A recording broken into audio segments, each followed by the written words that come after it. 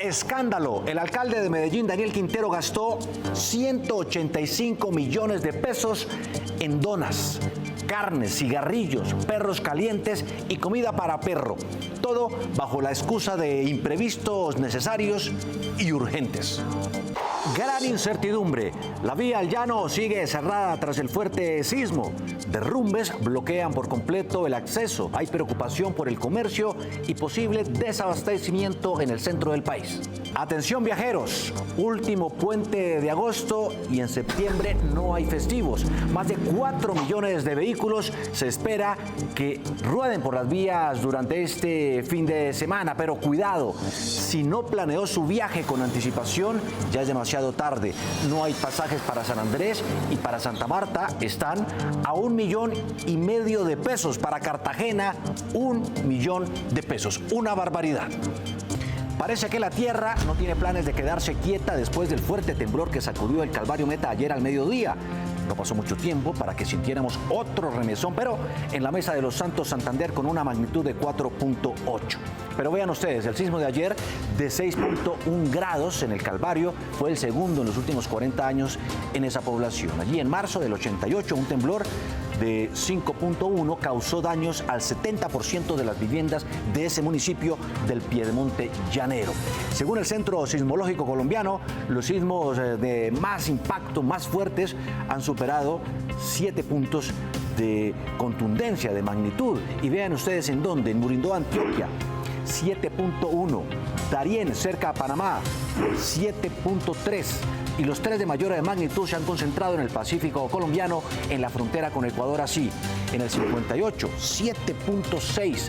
En Tumaco, Nariño, en el 79, 8.1 grados, que provocó, por cierto, un tsunami.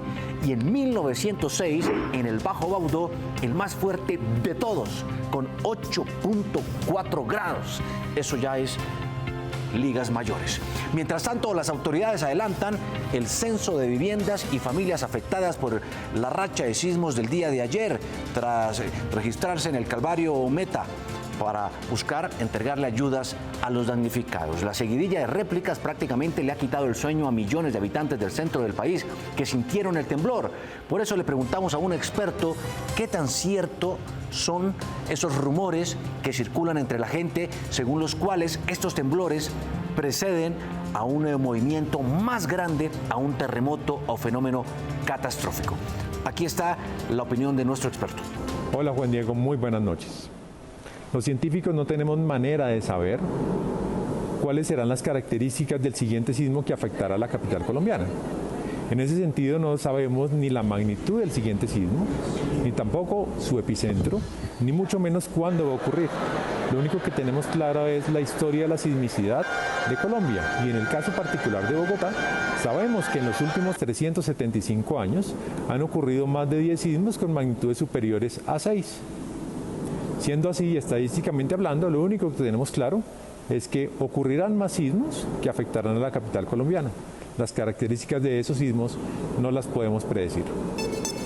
No es fácil, lo sé, pero hay que tener calma y estar preparados. Por eso vamos a preguntarle a nuestra copresentadora Alía qué otras recomendaciones se deben tener en cuenta en caso de vivir otro de estos movimientos sísmicos. Hola Alía, buenas noches. Juan Diego y seguidores de Sin Carreta. Espero que todos nuestros seguidores se encuentren bien después de lo sucedido con los temblores. Si esto vuelve a suceder, les recomiendo mantener la calma y trata de no entrar en pánico, te ayudará a tomar decisiones más acertadas.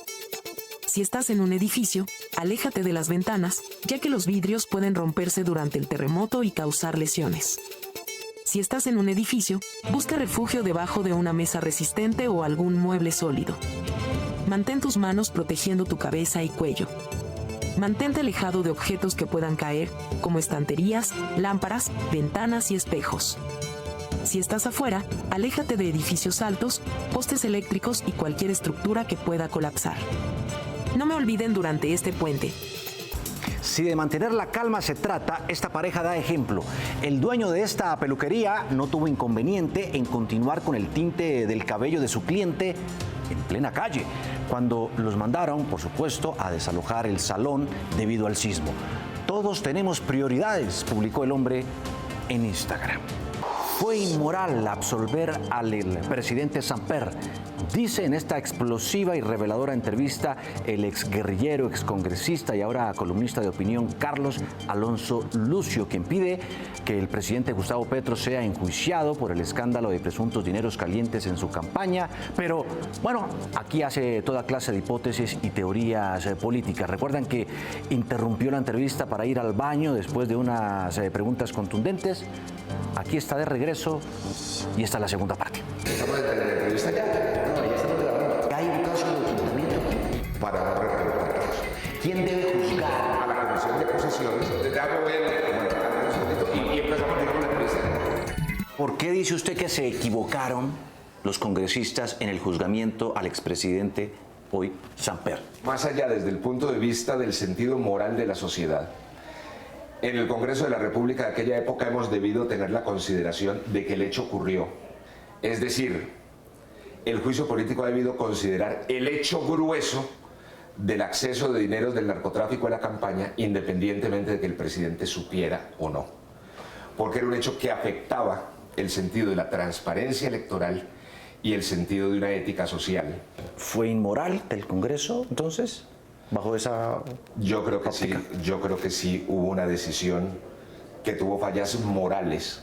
Si uno trae eso al presente y a lo que usted está planteando de juzgar al presidente Petro, ¿no podría repetirse la historia de un Congreso o juez político que termina enmermelado? Mire, siempre es posible, mire, en todo juicio, jurídico o político, es posible que el resultado sea condenar o precluir. Hoy, por ejemplo, existe una diferencia enorme en relación con el juicio de Samper, y es que hoy ha habido unas movilizaciones enormes de la sociedad reclamando justicia. ¿No se estaría también dándole la razón al presidente cuando habla de la posibilidad de estarse gestando un golpe blando para sacarlo del poder? Mire, cuando se habla del juicio político, Juan Diego, se habla de un procedimiento que está establecido en la Constitución y la ley. Luego, no se puede decir que cuando se solicita y se acude y se exige justicia dentro de los canales institucionales, estemos hablando de un golpe. Milicianización. ¿Usted está considerando la posibilidad de denunciar penalmente también al presidente Petro en razón a qué? Explíqueme eso, por favor. Mire, Juan Diego, todos los que hemos estado en negociaciones de paz, sabemos que eso que están llamando ahora paz total, eso no tiene ningún sentido de las proporciones de lo que son las negociaciones de paz. Como por ejemplo comenzar por liberarles a cambio de nada los presos a las organizaciones criminales para que se devuelvan a sus territorios sin ningún tipo de avances en los procesos. O haber, por ejemplo, ordenado a través de decretos presidenciales el 31 de diciembre que las fuerzas militares constitucionales cesaran la persecución del Clan del Golfo, de las FARC de Iván Mordisco, del ELN, de los Pachencas en la Sierra Nevada y de las FARC de Marquetalia, dizque a cuento de un cese bilateral del fuego que jamás existió. Es decir, en este momento existe el crecimiento exponencial del control territorial de las organizaciones criminales y una política sostenida desde la Presidencia de la República para atarles las manos a las fuerzas militares y de policía de Colombia. Eso es milicianización. O sea, los integrantes de estos grupos vendrían, haciendo la misma comparación que usted formula, a hacer lo que hacen los grupos colectivos y demás en Venezuela, pero aquí para respaldar al gobierno. Es que es exactamente lo mismo. Es decir, cuando uno mira la experiencia de cómo fueron consolidando la dictadura venezolana, la dictadura del crimen en Venezuela, ellos primero, es decir, paralelamente, coparon las instancias institucionales, se tomaron la justicia, se tomaron el Congreso, cambiaron la Constitución, se tomaron, dominaron PDVSA y acabaron con PDVSA, pero por el otro lado, sus bases políticas, sociales e ideológicas las armaron, las milicianizaron, las convirtieron en organismos, en grupos sociales adiestrados y capacitados para ejercer la violencia en sus propios territorios. Aquí ocurre algo parecido, es que hace 2 meses El jefe de las FARC de la zona de Guainía y de Putumayo y de Iván Mordisco dijo que en sus territorios los candidatos que no fueran de su agrado no podrían hacer campañas electorales. O sea que estamos hablando de unos grupos criminales que no solamente se dedican a acumular sus fortunas a partir de las economías ilegales, sino que ya empiezan a ejercer el control político de las regiones, poniendo alcaldes, financiando campañas, dominando la contratación pública y ejerciendo además el dominio sobre la vida de la gente. Eso es milicianización.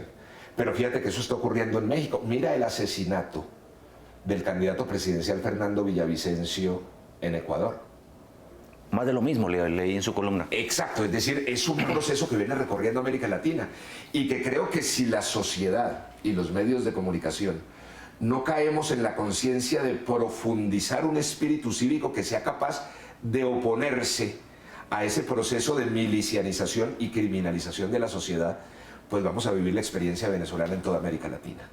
La verdad es que al final no se salva nadie de un juicio político, ningún partido, ningún líder. ¿O usted qué opina? Si usted revisa las jefaturas de todas las grandes corrientes políticas del país tienen problemas judiciales. El Centro Democrático, el santismo, el caso del Partido Liberal y ahora sobre el tema, digamos, de ese sector de la izquierda radical, etcétera, todo lo que conocemos de las ilegalidades y las violaciones de la Constitución, comenzando por el propio presidente Petro. Son tan grandes los hechos de reconocimiento público que ellos no pueden creer que pueden sentarse a pactar un acuerdo nacional de impunidad porque la sociedad no se los va a permitir. Varios padres de familia se comunicaron con Sin Carreta para denunciar el poco o nulo apoyo que reciben sus hijos en la práctica deportiva de esgrima, llamando la atención, eso sí, del Instituto Distrital de Recreación Deporte, IDRD. Soy madre de un deportista de la Federación de Esgrima de acá de Bogotá y es muy triste saber que hay tanto talento aquí de los niños de esgrima y saber que ellos tienen tanto empeño de venir a competir y saber que el IDR nunca los apoya, nunca está pendiente de ellos. El solo hecho de la parte del vestuario. Ellos no tienen una participación con los niños de darles una sudadera, una camiseta, algo que los represente. Buscamos al IDRD y nos respondió esto. Son los entes privados los que tienen la responsabilidad de atender a sus afiliados a través del trabajo conjunto que desarrollan las ligas, los clubes y la federación. Por su parte, el IDRD apoya a los deportistas a través de resoluciones cuando aquellos hacen parte de los programas institucionales de talento y reserva, rendimiento y alto rendimiento deportivo. Palabras más, palabras menos, aquí el IDRD se lavó vergonzosamente las manos.